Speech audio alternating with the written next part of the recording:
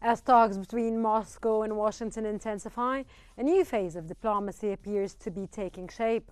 The Kremlin has welcomed what it calls effective and direct communication with the White House following U.S. envoy Steve Witkoff's recent visit to Russia.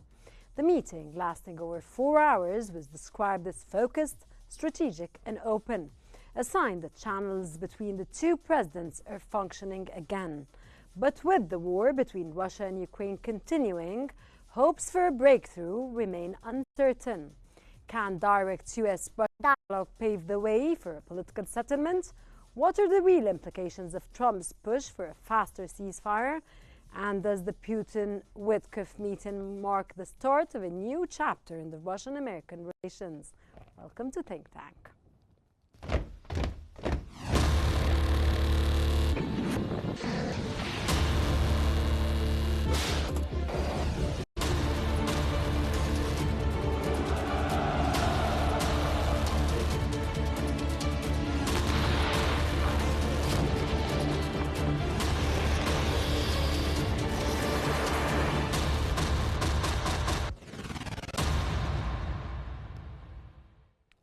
The Kyiv Independent has reported that the Kremlin described Russian President Vladimir Putin's meeting with U.S. Special Envoy Steve Witkoff as extremely useful, focusing on resolving the war between Russia and Ukraine. While no discussion of a potential Putin-Trump meeting took place, Kremlin spokesman Dmitry Peskov said U.S.-Russia relations are just beginning to normalize. The newspaper added that Witkoff has reportedly proposed recognizing Russian control over 4 Ukrainian regions as it would be the quickest path to achieving a ceasefire. The Trump administration has shown a friendlier approach to Russia since January, resuming direct diplomatic contact with Moscow while reducing its support for Ukraine.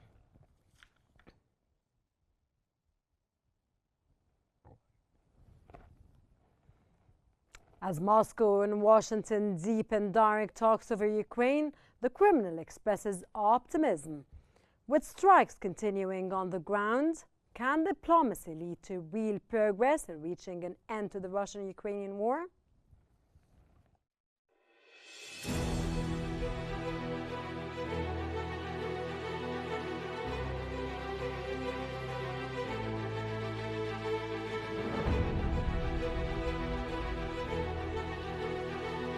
U.S.-Russia diplomacy has taken a significant step forward as Kremlin officials express satisfaction with recent direct negotiations.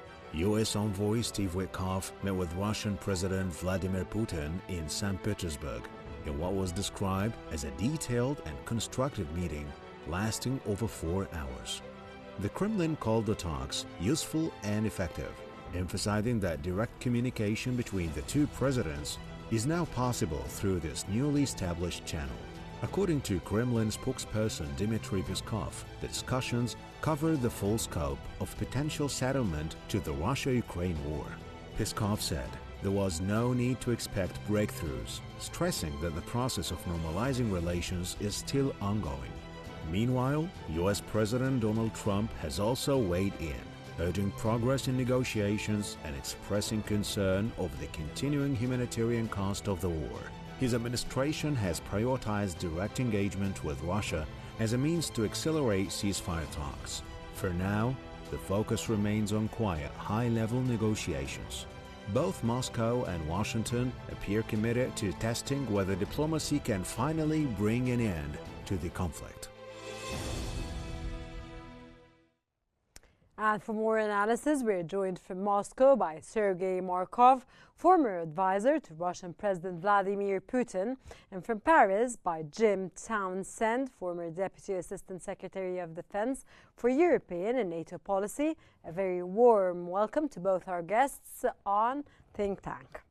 Mr. Markov, we start off with you and we ask you, how would you characterize the outcome of the Witkoff-Putin meeting in St. Petersburg, sir?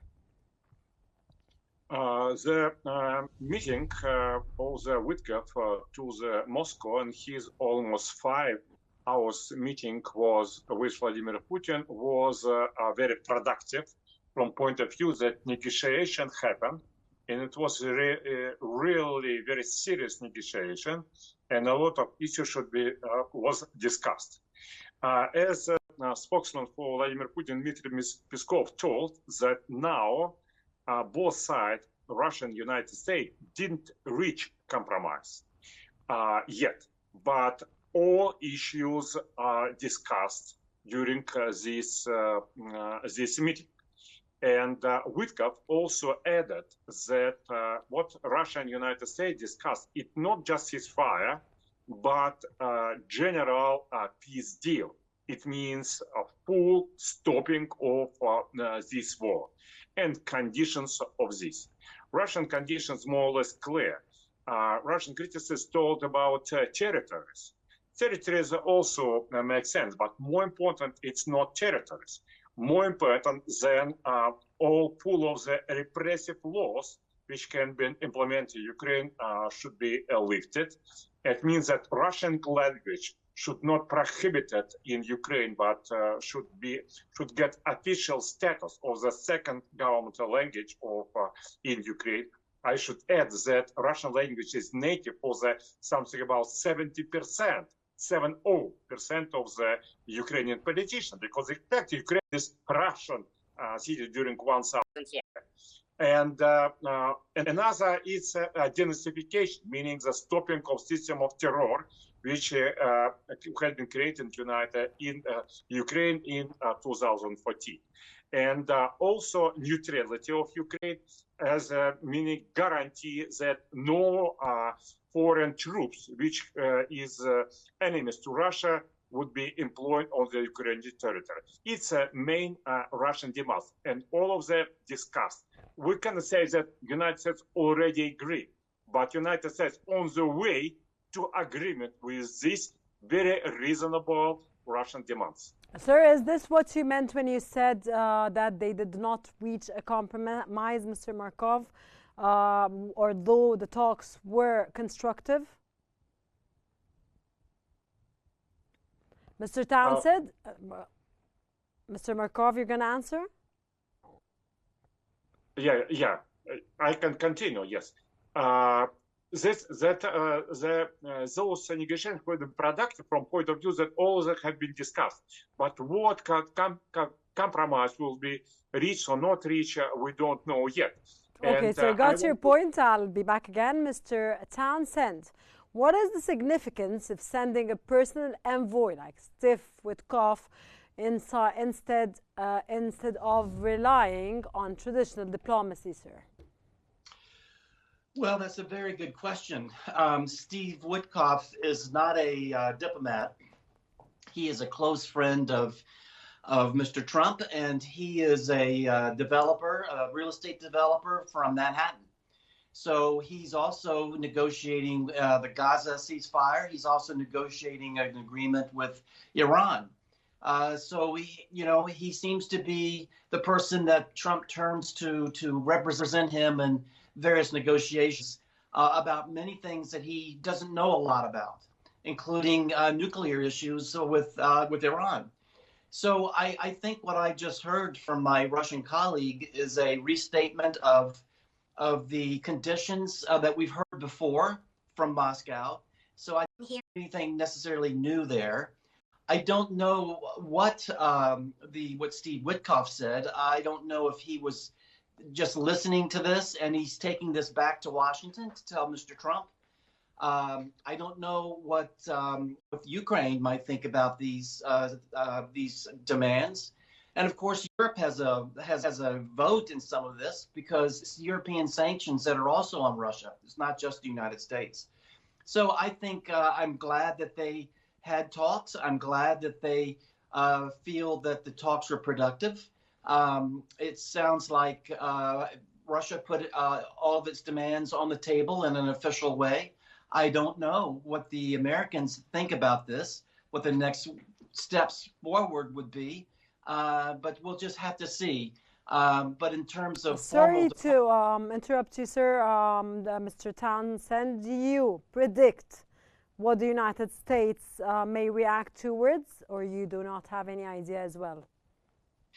Well, with Donald Trump, it's hard to predict anything. I think Mr. Trump wants an agreement very quickly.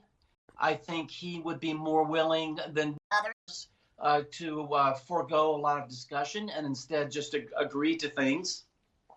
But I'm not sure what Ukraine will say, and I'm not sure what the Europeans will say. But sir, I think that it's not imminent and it's not going to be quickly. This is what I think. What's your narrative on this? Do you think it's going to be quick and imminent? I do not think it's going to be quick. I think it's going to take a long time. I think Ukraine has a very important role to play in this too, and we haven't heard from them. So we've got a long road ahead. You've got a long road ahead. Mr. Markov, the Kremlin described the talks as useful and effective. What does that mean in practical terms, sir? In practical terms, meaning that the United States wants to discuss all questions which Russian side ask. And we could see that European leaders just deny any Russian questions. They're just saying, no, Russia has no right of votes. Right of what? Sorry, sir, I did not get this. Yeah, European leaders say that we don't want to listen what Russians are talking because they are only guilty about everything. And you can see that the formula which used by European leaders, that Russian invasion to Ukraine has no any pretext, no any reasons. But it's not true.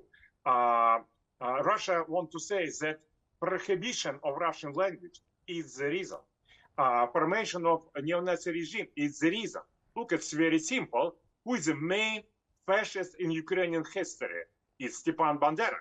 Who is the main hero of current Ukrainian regime? It's Stepan Bandera. It's clear proof that current Ukrainian regime is neo-Nazi regime. It's what Russia told. And Europeans don't want to discuss even these issues, and United States are ready to discuss. It's minimum conditions for the negotiation. It's not enough for the success of negotiation, but it's for sure minimum conditions. Okay, Mr. Markov, you said that the Europeans do not want to discuss. Mr. Townsend, do you have any comment on what Mr. Markov said now about the discussions of the Europeans? Well, I think what's important is that we ask the Europeans. I haven't heard the Europeans give an opinion one way or another about those Russian demands. If we go just with what your Russian colleague had to say, we know that the demands were put on the table for Steve Witkoff. This is the first time I've heard what those demands are, and I thank my Russian colleague for telling us what those demands are. But I don't think the Europeans have said anything about these demands because we haven't heard about them. The Steve Witkoff has not said what the demands were, and neither has the president. So really, we don't have anyone's view yet on those demands, except that the Americans seem willing to talk about them. So I think, Mr. Townsend, I'm very sorry to interrupt you in this context, but don't you think that President Zelensky should be part of this meeting, the Witkoff and Russian President Vladimir Putin, to reach an end to this war that's, of course, entering its third year, or it's past the third year? Oh, absolutely. I think there's got to come a time for Mr. Zelensky to be part of this too. I don't know when that is, but we can't negotiate over his head, and we can't really negotiate over the Europeans' head either. And I think we can't negotiate while there are missiles that are still being fired into Russia, killing people with cluster munitions. That's no way to begin a negotiation.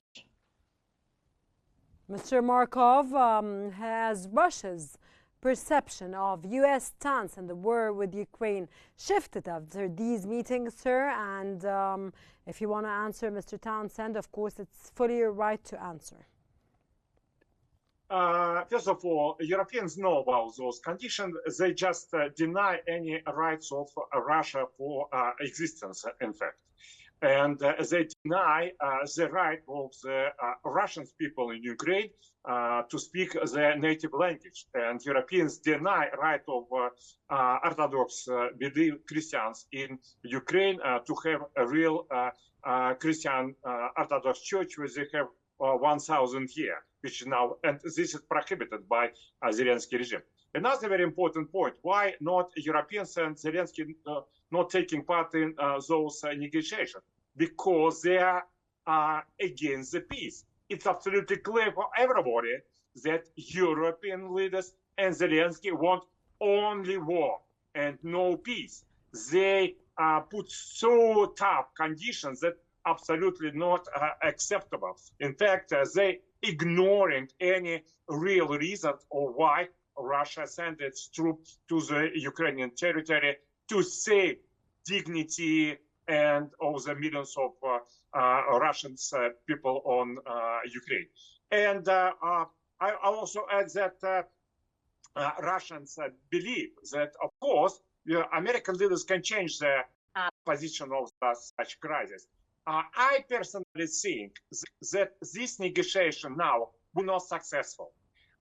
You said it will not be successful, sir? Yeah, I think they will be now not successful. Because, why, sir? Why do you think they will not be successful? Because the gap between the difference between Russian and American positions is still too far. I think those negotiations will be frozen. Then the war will start again, and Russia and United States will come to those negotiations back in the end of this year. And in the end of this year, the peace deal will be made more close to the Russian conditions, not now. Mr. Townsend, how committed is the Trump administration to ending the war diplomatically based on current envoy efforts, sir? Well, I think the administration is very serious about that. Steve Witkoff is the one that's doing the negotiating. He is Trump's #1 negotiator. He spent 4 hours with Putin, it sounds like, a few days ago. I expect that the two presidents will probably talk at some point. So I think he's very serious. I think he's probably very frustrated as well because he has wanted a ceasefire, at least a partial ceasefire, and that has not proven possible. But to my knowledge, sir, it's getting worse. The war is getting worse. Well, it sure seems that way. Over Palm Sunday, a lot of Ukraine civilians, men, women, and children were killed on a holiday, religious holiday, by cluster munitions from Russian ballistic missiles. So that doesn't sound like Russia wants peace. So I think what's important is to have at least a partial ceasefire or a full ceasefire while the negotiations are going on. Mr. Markov, did you want to say something?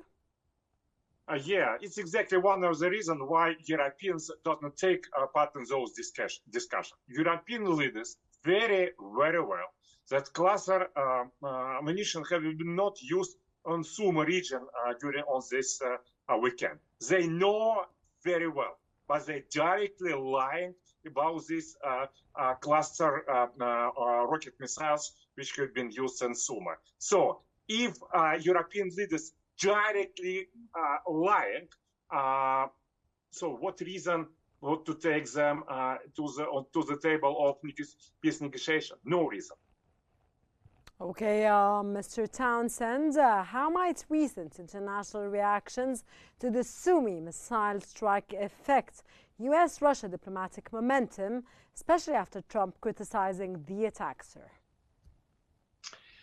Well, I think the attack was a tragic event, and I think whether it's a Europe. Excuse me? It was a tragic event. Yes, very much so. And I think what we've got to do, the European leaders have expressed their outrage about this. Even President Trump has said it was unfortunate. But I think what we have to do now is say, let's have a ceasefire so we don't have these kinds of tragedies happen. Whether it's cluster munitions, whether it's not cluster munitions, whether it's in Sumy, wherever it might be. I think we need to have that ceasefire, and we need Russia to not continue to put conditions on the ceasefire. Let's have an unconditional ceasefire, and then let's have negotiations, and let's hear from Russia on what their conditions are. Let's hear from Russia what their concerns are. But right now, we haven't had a chance to do that because we haven't been able to have a ceasefire, and we haven't been able to have negotiations that all of us can understand what's happening. Mr. Markov, how does Moscow interpret Donald Trump's statements urging Russia to get moving on a ceasefire? Russia support the idea of the ceasefire, and Russia believes that we should make the peace deal as soon as possible, but sometimes we should have a few steps. First of all, sectoral ceasefire on the Black Sea, but we know that Europeans undermining and not allowing a sectoral Black Sea ceasefire to happen because they don't want to take Russian back to the ship. Also, a sector about embargo on the energy infrastructure striking. It's also violated by Ukrainian side and it's supported by European leaders. As about ceasefire, it's quite reasonable, which my colleague from Paris is talking, that ceasefire is an important step. But Russia already have two experiences of ceasefire, Minsk I agreement and Minsk II agreement. And what we see, Ukrainian side sharply violated both of these ceasefire, use this time just for the full armament and creation of strong Ukrainian army and for starting the war again.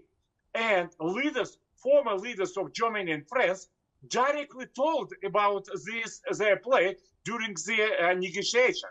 And current European leaders just lying again that it didn't happen and they want to ceasefire without conditions.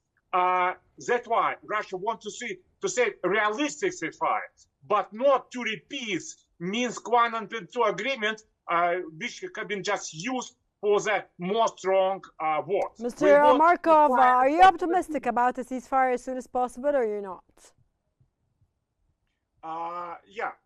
You're optimistic. Mr. Townsend, do you think a ceasefire between Russia and Ukraine deal is realistically achievable in 2025 under current leadership with American mediation? Yes, I do. I think the U.S. wants it very much. I think Ukraine does. And I think if Russia can stop putting condition after condition on a ceasefire and have at least a temporary ceasefire, I think that will show goodwill on all sides, and I think that should be pursued. Your final words, sir, because I have to conclude this episode now. My final word is let's go for a partial ceasefire. Let's stop the conditions on a partial ceasefire. Let's have it unconditional. And then if Russia wants to lay out all of its views, including its conditions, and make it part of the negotiation, let's do that. But let's start with a partial ceasefire, okay. a 90-day ceasefire. Let's start with that and begin to discuss those conditions that the Russians are laying on the table. Let's bring Zelensky into this and eventually the Europeans. Mr. Markov, your opinion, sir? It's very clear. When Europeans say that it should be a ceasefire and peace deal without conditions, they don't want peace. It shows that they just want to continue this war. For us, it's absolutely clear. Who wants to continue this war, sir? You mean Ukraine wants to continue this war? Ukrainian people want this peace as soon as possible.